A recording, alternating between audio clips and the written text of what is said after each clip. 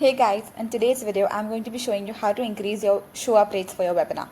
Now this is extremely important for the simple reason the fastest way to make more money from your existing webinar is to increase the show up rate. It's not to spend more money on ads or to try to change your messaging or change your webinar script. I've seen so many people do that. The fastest way is to increase your show up rate because the more people that show up for your webinar, higher will be the number of people that actually book a call and then eventually buy into your program. So before I show you how do you increase your show up rate for your webinar, first what I'm going to be discussing is what is the average show up rate, what is considered to be really good and what is considered to be absolutely horrible. Average show up rate for any webinar would be about 25%. So right now I'm only referring to cold traffic. If you have good presence on social media platforms and you have an audience, then yours should be a lot higher. But if you're running cold traffic, then 25% is the average show up rate that you can expect. Now if you do have presence on social media, your show up rates can go as high as up to 70%. On the flip side, I had somebody consult me for their webinar and their show up rate was only about 4%, which means that the people they were targeting with their ads were wrong and their follow-up process was weak. So if your show up rate is extremely low, your ads are just getting you low quality leads and they're targeting the wrong people.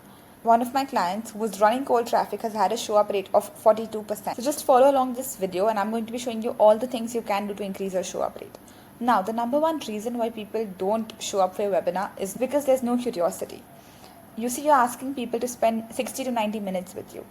When they're spending that time with you, they want to learn something which they don't already know.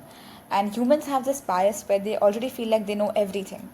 So if your webinar is directly benefit driven as to how do you lose 10 kgs with keto or how do you buy real estate with only $20,000 down, I'm giving you examples. If you do this, then there's going to be a huge percentage of people that's going to assume that, okay, these are the points you're going to be covering on the webinar and they don't need to actually show up for it because they won't get much value out of it. This could be completely untrue, but they already have this bias towards it. So what can you do about it? You want your registration page to be curiosity based. For example, let's say you want to teach people how to make money with remote sales. Instead of saying, I'm going to teach you how to make money with remote sales, what you could be saying is, I made $25,000 last month. No, it was not social media marketing. No, it was not UGC. No, it was not having an AI agency. It's a skill since olden ages. Now this has become more curiosity driven because people don't know exactly what it is about. And even if they have an idea about it, they want to know how you have done it specifically because there's more curiosity to it. Always, always, always make sure your registration page has curiosity to it. Now, along with having curiosity on your registration page, you also want curiosity in the emails that you send. So your emails should almost be like a movie teaser, which just gets people more excited to know what's actually there in the movie. If you have checked out my video for the webinar script, you will know the 3 pillars that I'm talking about.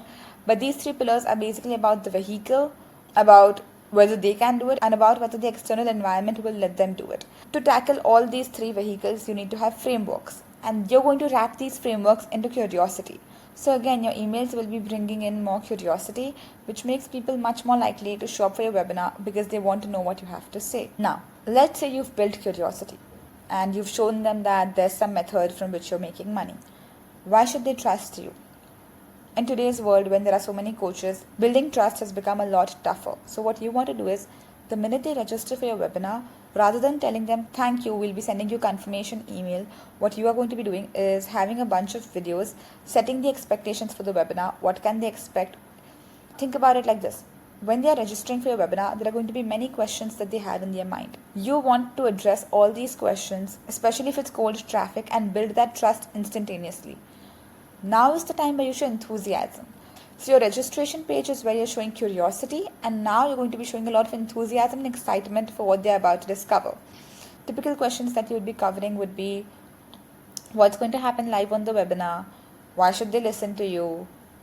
Do they need to prepare for the webinar? Things like that. Along with these videos, you also want to have a document where you're answering the same questions for the simple reason the older demographic might not want to watch a video, so they really prefer having a text-based document. Now that is one way to build trust. Again, from the point of somebody registering for your webinar to them actually showing up for your webinar, what you want to be doing is through your emails, when you're taking them to another video, you want to ideally take them to a YouTube channel so then they watch more of your content. Keep this in mind. The more content they watch, the more trust they are building because the more time they are spending with you. So you're going to show them more of your content. You're going to have videos setting the expectations for the webinar, and you're going to have a bunch of testimonials on the thank you page. So along with these expectations, right below that, you're going to have a bunch of testimonials, testimonial videos, all of this to show that you are legitimate, so that people can trust you. Always remember, when it comes to testimonials, the more the better. Now, another reason why people might not show up for your webinar is because they do not trust the method. The thing with something new is, yes, it's a lot of novelty, so people are interested in it, but to get people to actually do something new, it's a whole different ballgame. They're just going to have objections like, oh, I don't have enough time for this, this is too complicated, and it won't work for me. All your emails need to be targeting this. So your emails are basically objection handling emails. All the sales coaches will know this. And you're just going to flip whatever objection they have so that as to why they should be showing up for your webinar. For example, if they say that they don't have enough time because they're working a 9 to 5, that is exactly why you need to show up for a webinar, so I can teach you how you can buy back your time. Keep in mind, your emails are 1, curiosity building, and 2, objection handling. So those are the 2 main kinds of emails that you're going to be sending before your webinar. Another thing is, when people are registering, that's the only action they're taking from their end. After that, it's you constantly chasing them, sending them reminders, trying to get them live, right? What you want to be doing is, along with your emails, you want to ask them an open-ended question. So you want to ask them, what exact situation are they in, and what are they hoping they would take away from this webinar? And inform them that the reason you're asking this is so you can cater your live webinar to them to address their problems so that they can get better results. Now, the more people that answer it, the more skin they have in the game, because now they've invested their time telling you what their problem is. And if there's more engagement after they've registered for the webinar, it increases the likelihood of them showing up for the webinar by a huge margin. So always try to make it more engaging for your audience. You want it to be a two-way channel rather than you just telling them to come for the webinar. Okay. The next thing you can be doing is you're going to be giving them bonuses and gifts for showing up at your webinar. This is going to activate the law of reciprocity, which makes them a lot more likely to stay till the end and hear your offer and maybe even buy into it. Along with that, people love gifts. So if you're giving them something, and I want you to give them something genuinely valuable. So maybe this could be access to some of your workflows, or could be access to your SOPs, or maybe access to your community, could be any of these things. It would be better if you give them access to your community, because that way they can get more personalized help. And even after that, the more time you will spend with them, the more they are likely to get your offer at a later stage. So you want to give them gifts and bonuses which are genuinely valuable to them to make them show up for your webinar. Now this part is interesting. Even if you're not running any paid ads for your webinar, you still want to be running retargeting ads. Here's why. Let's say you have your webinar 5 days from now.